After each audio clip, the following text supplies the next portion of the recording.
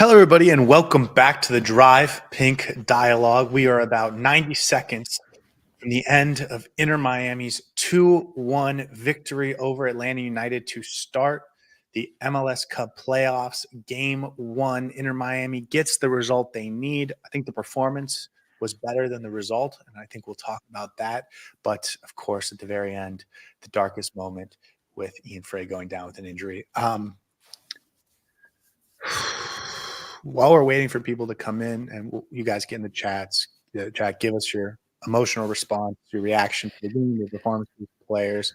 Let's talk about Ian Frey for just a minute, and then we'll move on because I feel sick right now, and I want to talk about this performance because we know what Ian Frey's been through. We've seen the glimpses of him being an incredible soccer player, which I'm sure was his dream and is his dream, and he's worked so hard to come back multiple times. He looks like he knows what it is. I'm praying that, we're hopeful that tomorrow he gets an X-ray, or not an X-ray, an MRI, and it's something less than an ACL tear. But that's absolutely brutal. So that's all I'm going to say on it until we hear more. Saur, I'll let you talk for a minute, but yeah, go ahead, and then let's talk about the performance because there was a lot of good things to talk about, or that happened. Yeah, absolutely gutting. I think that sucked the energy out of me, especially with the kind of performance we had. I thought we were brilliant for most of the game, and then that moment was very, very disappointing. I feel really, really bad for him. And again, I don't want to speculate what the injury is. It doesn't look good, but let's hope it's nothing related to the ACL. Praying for Ian Frey. Hopefully he can come back completely fixed and it's not as bad as we're thinking it is. But again, yeah, just praying for him, man.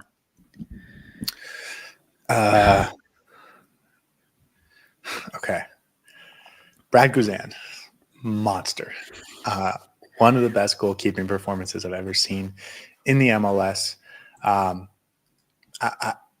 Inter Miami could have, and probably should have scored like 5 or 6 goals. They played well enough to do that, and I hate to sound like Taylor Twellman when I say that, but just an absolute dominant performance in so many ways from Inter Miami. So many great opportunities, balls hitting off the post, balls hitting shots from point blank range that most goalkeepers would never save. And the fact that he saved 8 or 9 shots tonight, I think is something worth talking about because Inter Miami should have won this game 5 or 6-1. Instead, it's 2-1, and we're freaking out at the end.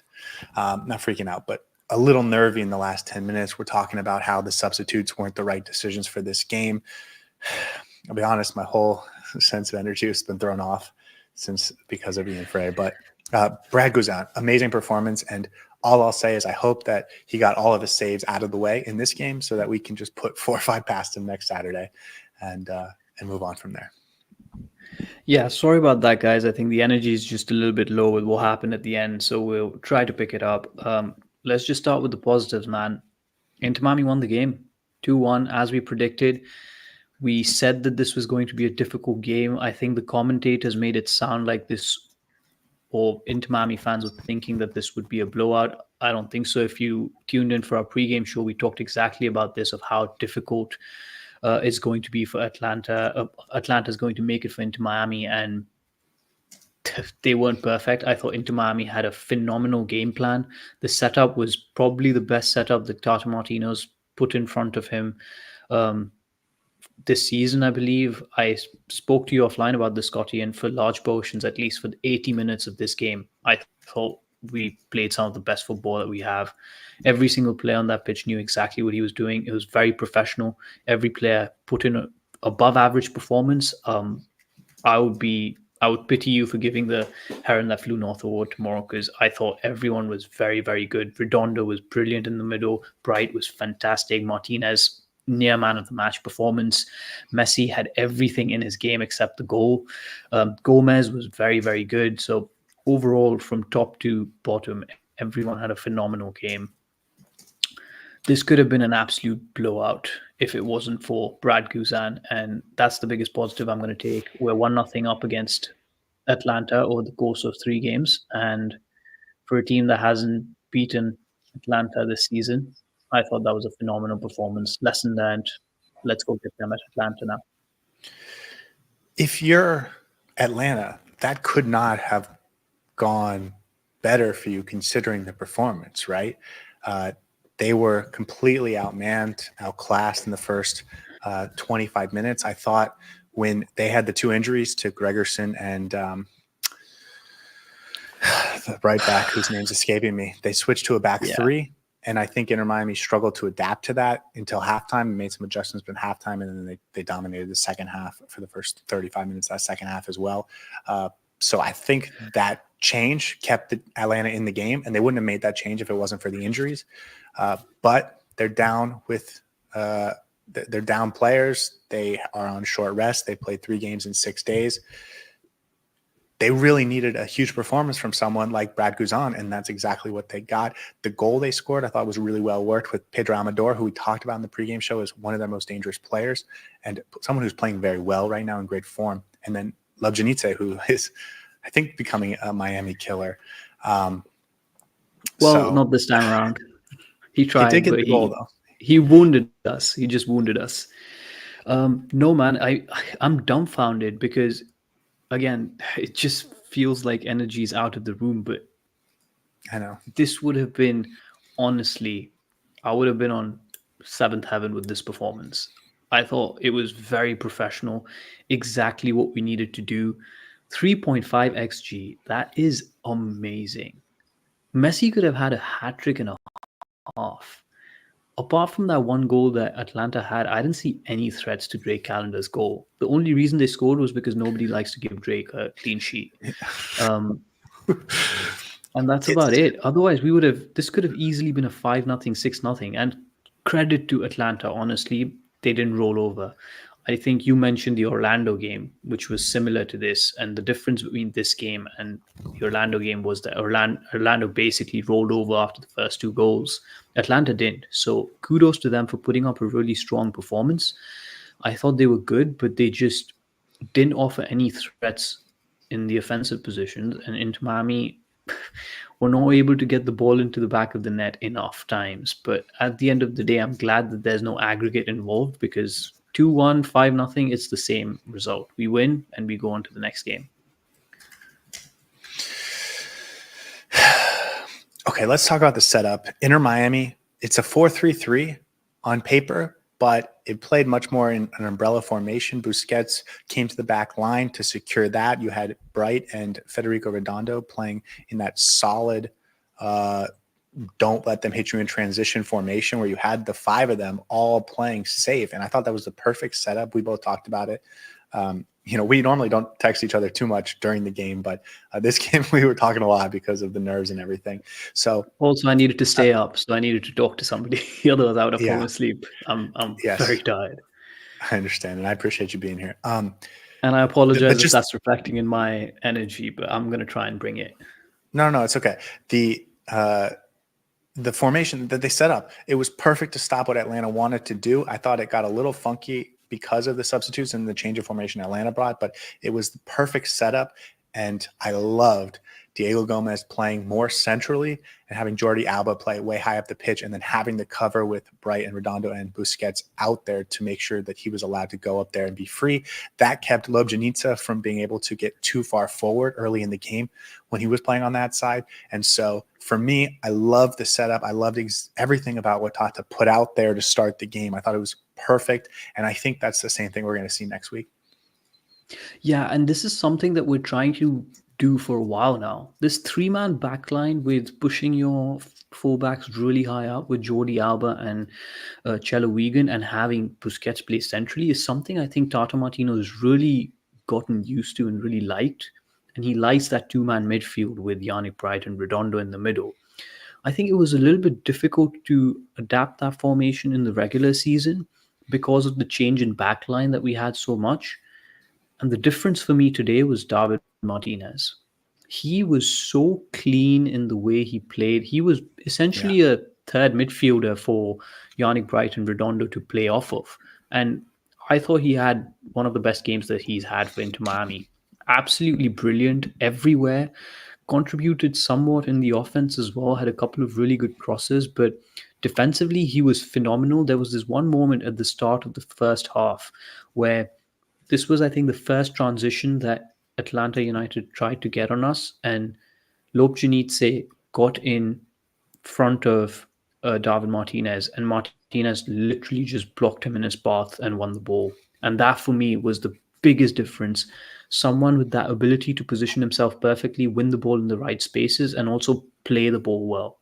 And that's why this formation looked very, very good today. And if we have this personnel on the pitch, I really like how we've been set up. And this could go against any team that tries to hit us on the counter. So very well planned out and very well executed. If not for Guzan, this would have been an absolute blowout of a performance. And I'm going to say that 50 more times this episode. Yeah, and again, sorry for being sort of a little low energy. I know you're in London, so you're real tired, but I think for me, it's just the Ian Frey situation kind of killed my mood. Let's get to the chat, though. SD says, Alba, what a game. We suffered, but a great win. We've talked for 11 minutes now. We didn't mention that Jordi Alba goal, which was incredible. He's done this time and time again this season. When we've needed a goal, he just comes central and he just hits a banger from outside the box. This was no exception. I was thinking, okay, how can we manipulate this game so we don't give up our structure, our system that is dominating the way we're playing, but still creates a little bit of a spark that can help us get the goal. And as I'm trying to figure out what we could do to make that happen, Jordi Alba just says, I got this. He is on another planet right now. I think, again, contender for man of the match. I'll have to think about who I'm going to give it to, but definitely up there. I think he had an assist as well. He's so good, man. He is just so good. At this age, playing with this much confidence and just panache and just flowing through the game. And there was no doubt that he was going to get involved in whatever good Inter Miami was doing. The goal had to come from his side, and it just so happened it came directly from him. Beautiful. Absolutely beautiful. Rasa says, honestly, not a good game from Miami. Needs to be better. I feel so bad for Ian Frey. I disagree. I thought they were really good. We're going to talk in a few minutes about the last 10, 15 minutes of that game because I do think there's a lot to dissect there that maybe I think a lot of Inter Miami fans might not be happy with. But for much of that game, Inter Miami was clearly the better team. Just some of the stats, they had 66% possession, 3.5 XG, 6 big chances, 22 shots on goal, 12 corners. The goalkeeper, Brad Guzan, had to make 9 saves.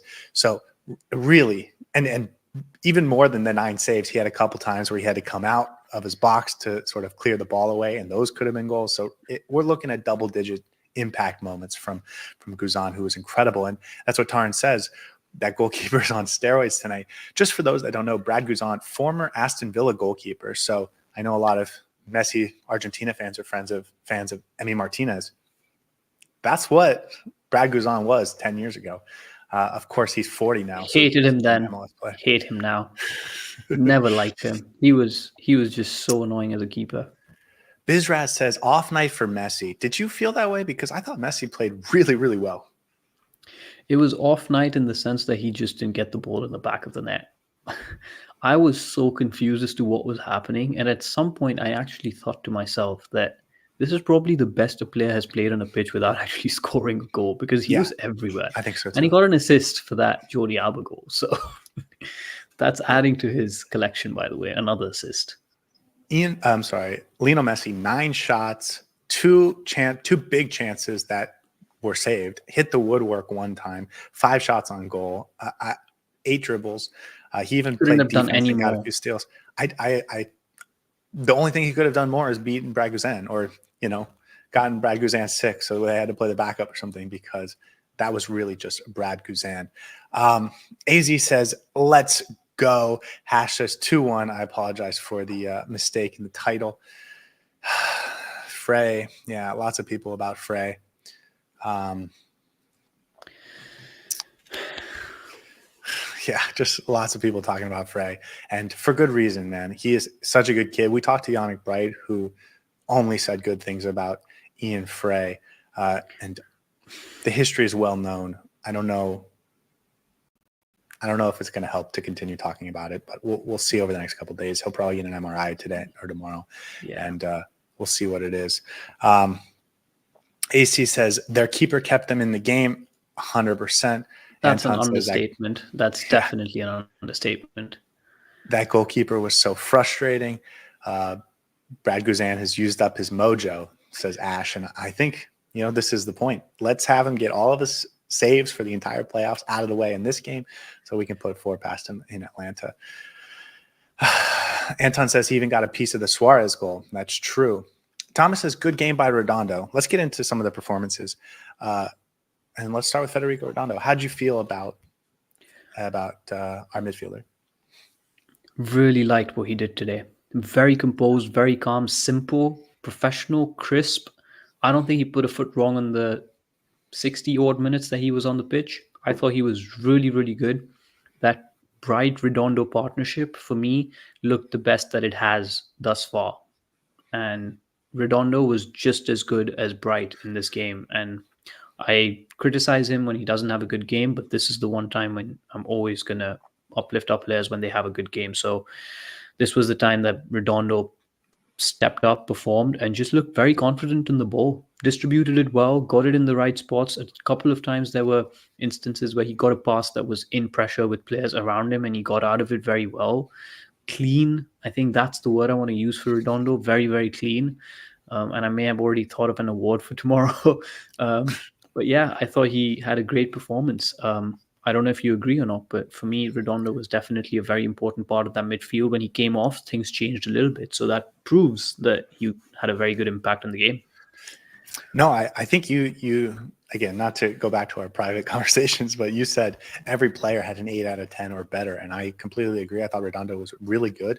I thought Yannick Bright was also really good. I thought Sergio Busquets was also really good. That midfield trio, I believe in for the first time after this performance, because of the way that Tata set them up to be sound, to be structured, to not allow opportunities in transition, to not allow your defense to get overwhelmed, to not allow your defense to get outmanned and outnumbered, to not give up cheap opportunities for the opposition. That's what I've been wanting all season from our midfield. And I didn't feel like we built the roster in a proper way to do that because we didn't have enough defensive players. But when you put all 3 of these together in the midfield, you get the defensive solidity I really want.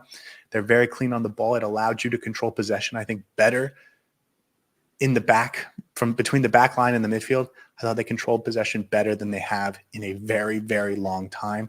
But that was really good to see. I'm happy with these 3 going forward.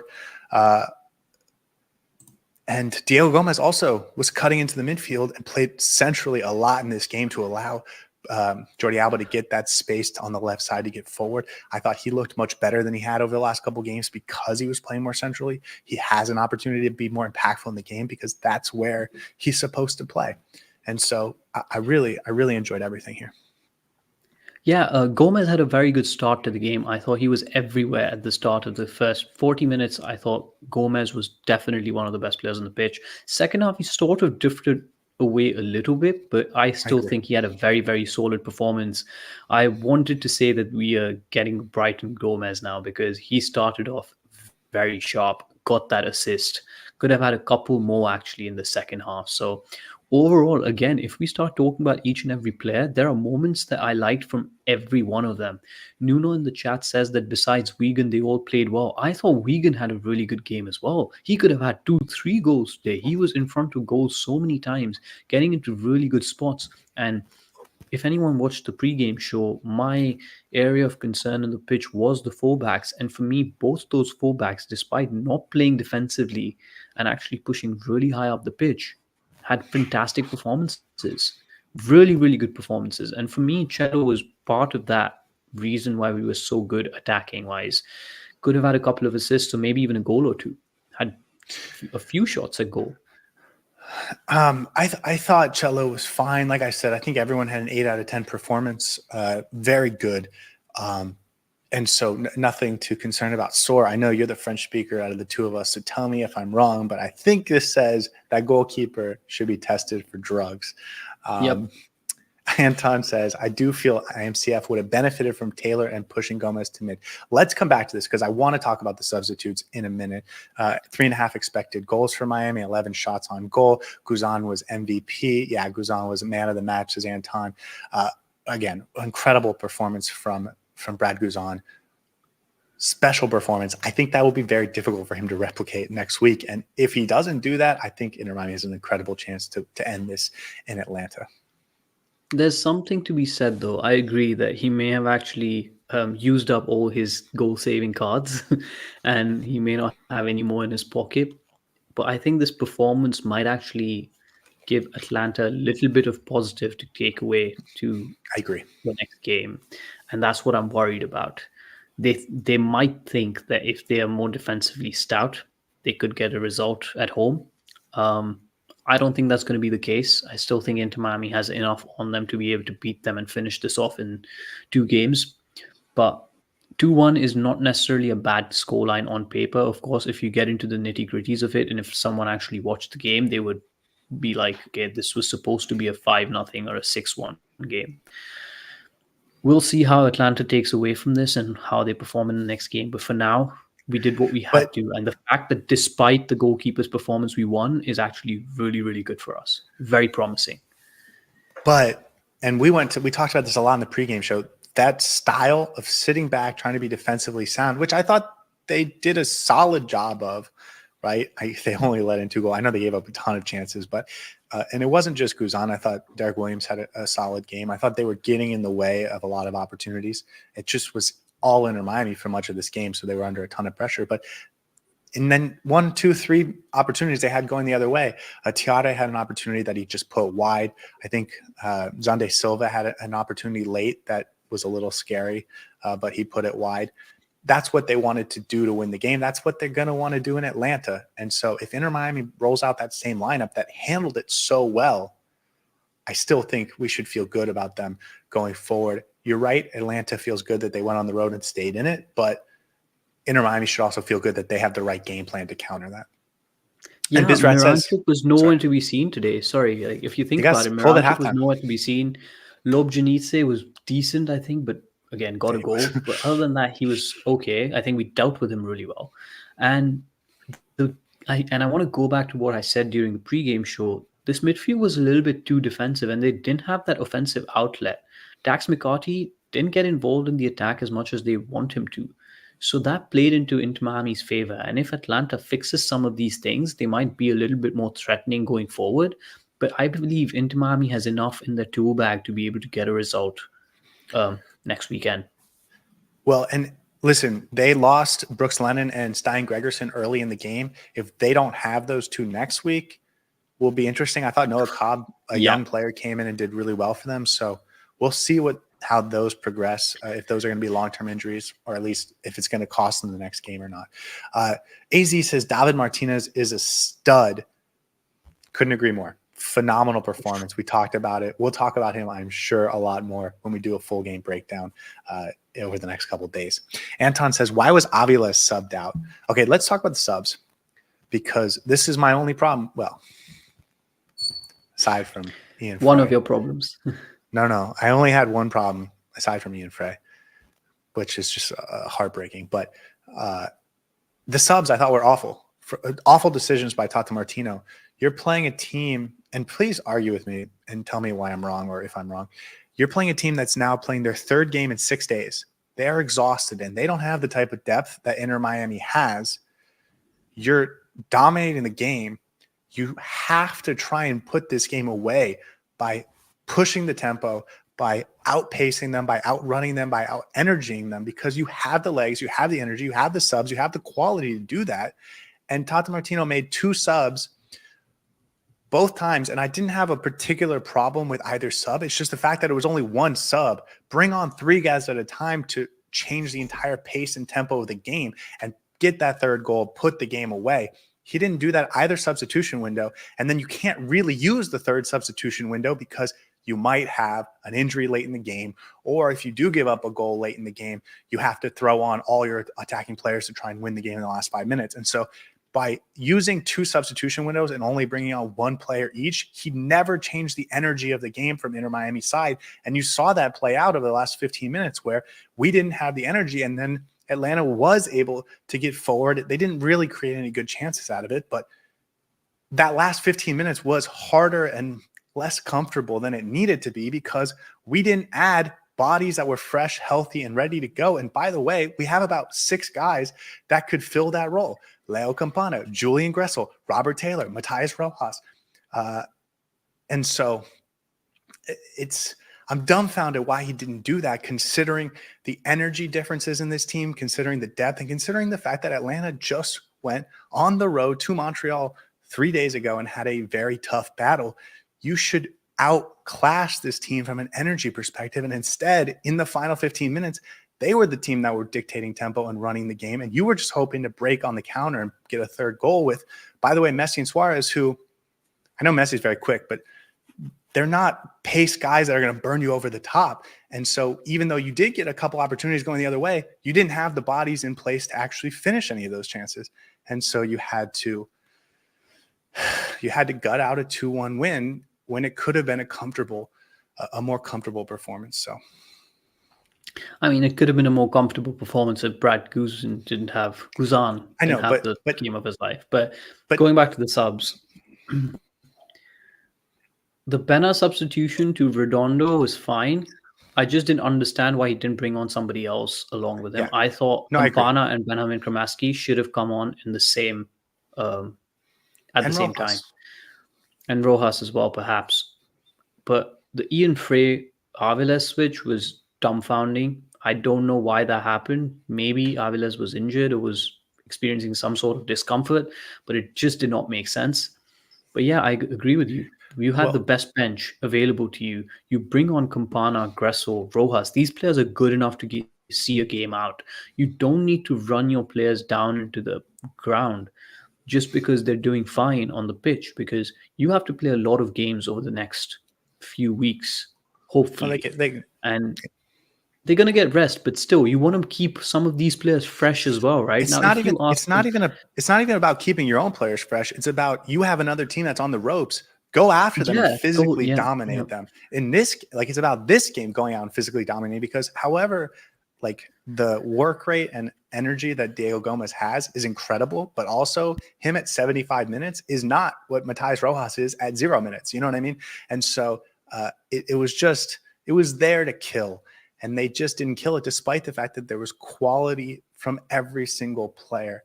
And so, yeah. Moving on, AZ says Alba is our Rodri. Ash says this team was in good form. They were in sharp. I agree.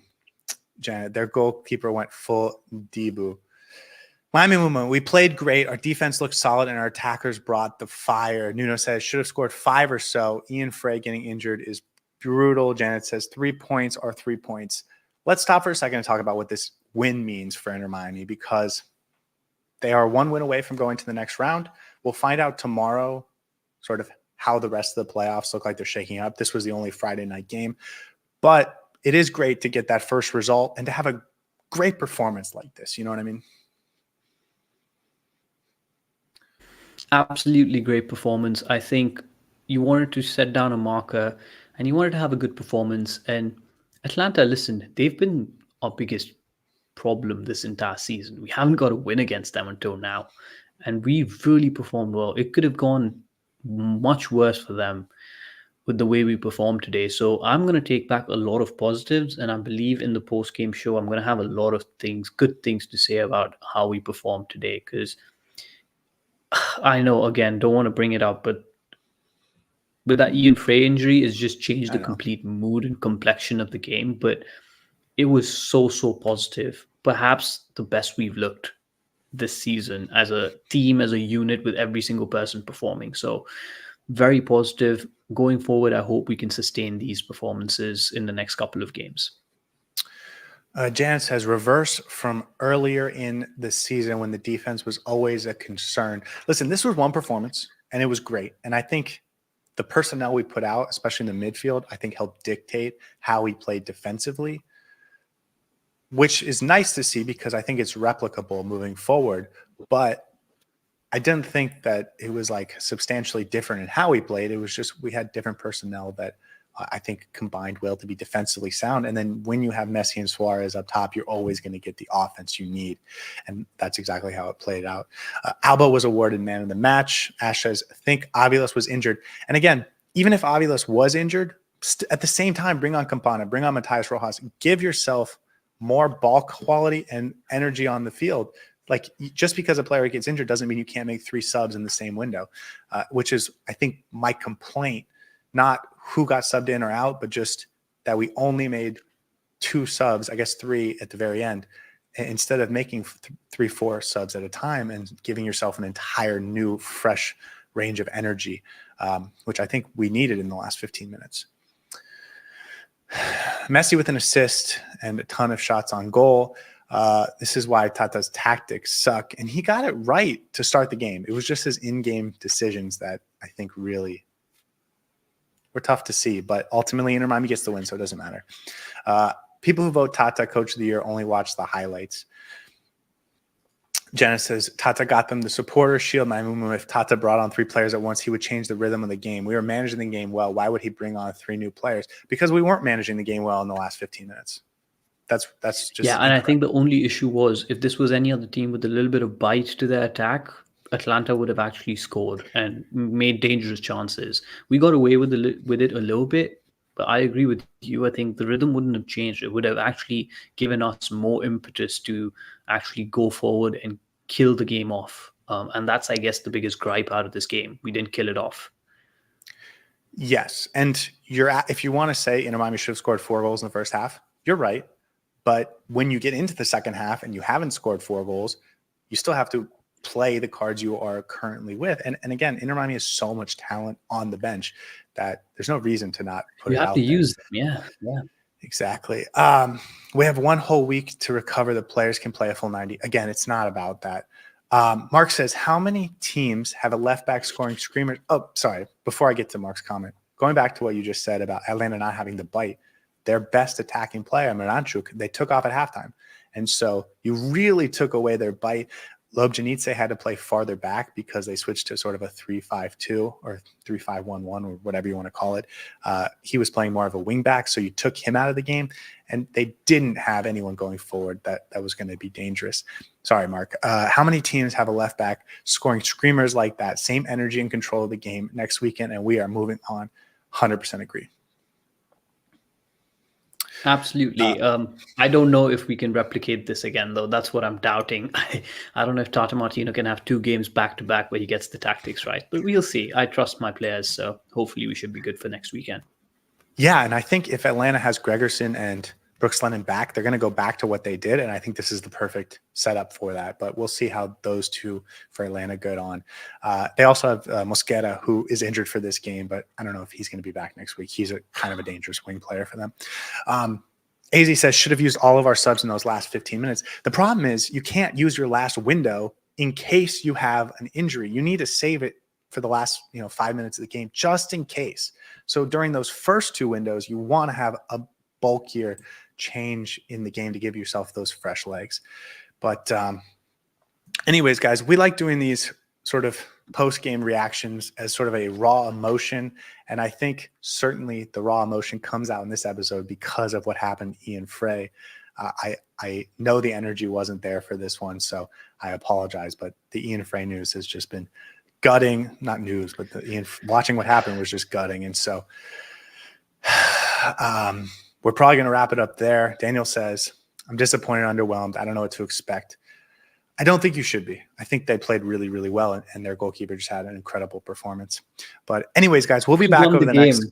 We won the game. And we played really well. We won the game and played really well. Yeah. We'll be back over the next couple days to do a full game breakdown. I know it's a Friday night, and Saur is in London, so I'm not exactly sure when we'll get to that, but it will be tomorrow or Sunday for sure. We'll go over the performances. We'll go over individual player performances, the team, the strategy, the tactics, and we'll give out awards as always. Thanks for being with us in the immediate aftermath of this 2-1 victory for Inter Miami. They are 1 win away from advancing, and when you have Lionel Messi, you feel pretty good about that. Wrap it up, Saur. Yeah, one hurdle crossed. I guess 2 or 1 more to go. Atlanta is a difficult team to play against. So, guys, when you're saying you're disappointed or you expected more, listen, we haven't beat this team yet this entire season. And today we not just beat them, we did hammer them. The only problem was they had a big giant in front of the goal. Otherwise, it could have been 6 or 7. We got the result that we wanted. One played well. Everyone had a good contribution, and that's exactly what I wanted from this game. Let's go to Atlanta. Let's wrap this up and go on to the next round of the playoffs. And guys, we'll catch you soon on our post-game reaction. Join us then. Hey everybody, thanks for tuning in. Do us a favor and hit that like and subscribe button. Since our first viewer, sharing this with you all has been the very best part. So from the beginning until the end, thank you for being a part of this and have a wonderful day.